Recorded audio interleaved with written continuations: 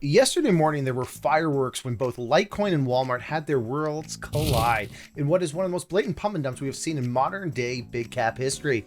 But before I get into it, don't forget to like and subscribe and ring that notification bell so we can continue to bring you videos on the latest markets events. It appears that a fake news release was distributed via Walmart Inc. on GlobeNewsWire. The now pulled release, titled "Walmart Announces Major Partnership with Litecoin," stated that a partnership had been formed between the two entities, with Walmart to begin accepting the cryptocurrency for payments as of October 1st, 2021. The release was convincing in nature, even featuring an obviously falsified quote from CEO of Walmart, Doug McMillon, wherein he reportedly said, "By integrating Litecoin, we will enable shoppers to experience a very smooth checkout experience with near instant transaction confirmation and near zero fees, regardless of where in the world they are.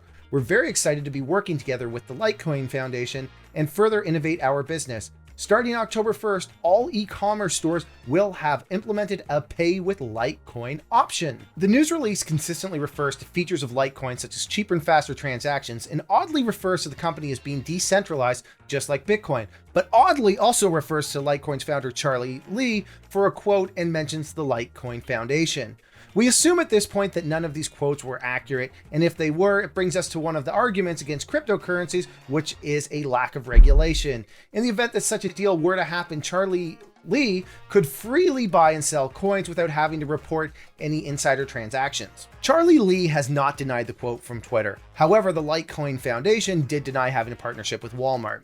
It should be noted, however, that the Litecoin Twitter account, which is a Twitter verified account, did retweet this fake news release, and later retweeted a tweet from the Litecoin Foundation that the Litecoin Foundation has not entered into a partnership with Walmart. It cannot be understated, however, that this news release was convincing enough that in addition to catching Litecoin founder Charlie Lee in its trap, the release also caught a bunch of reputable news agencies such as CNBC, BNN, Bloomberg, and Reuters, all of whom had to issue an embarrassing retraction post-release indicating that they had indeed fallen for the pump and dump scheme. Given that it caught these news agencies, the announcement was quickly blasted across several networks, causing the crypto coin to momentarily spike as high as $237 on the day, up from the prior day's close of $182.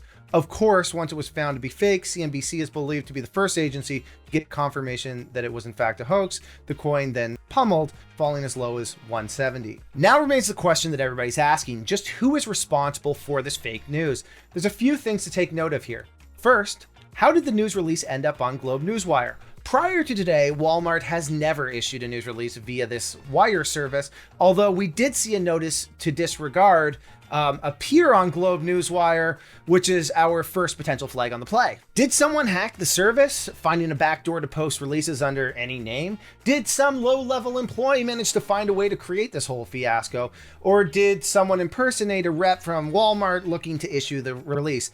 Quite frankly, anything at this point is just pure speculation and something for which we will never likely know the true answer. So the next thing on the list is, why did they do it? The obvious answer that we are all thinking is that it benefited someone. That much is certain. The better question here is, how did it benefit them? Was it someone looking to liquidate a position in the crypto coin via an opportune moment? This might be easy to discover based on the history of sales in the moment after the announcement, where any large order would be suspect. Or was it someone looking to liquidate a position in Walmart under the hopes that the name would become an instant meme stock, driving it higher from the Robinhood crowd, excited to support a major retailer that supports crypto? Or perhaps was it a ploy by someone to discredit the whole crypto sector? There's no doubt that the talking heads will now call for more regulation of the space, and the SEC is surely to begin a broad crackdown if such antics continue. We imagine the regulators are likely up to their ears in phone calls from investors that lost money yesterday morning purchasing Walmart shares on the news, only to discover that the news was fake. Likely the last major question here is what happens next. Will the SEC begin investigating GlobeNewsWire for how they handled the situation from start to finish, or will they focus their entire effort on Litecoin and the persons related to it? Alternatively, what measures is Walmart now taking to ensure this doesn't happen again, or to seek retribution for the events? Whatever the case, one thing is certain: yesterday's events were a gong show. Even more, this is more pressure on regulators to come after the crypto space as a whole, with the intent of weeding out the bad actors while also providing a level of protection for consumers. The impact on the sector, well, that's anybody's guess. Guys, please let us know in the comment section what you think. Lastly, please hit that like, subscribe, and ring that notification bell so we continue to make more of these videos. All right, Thank you, everybody.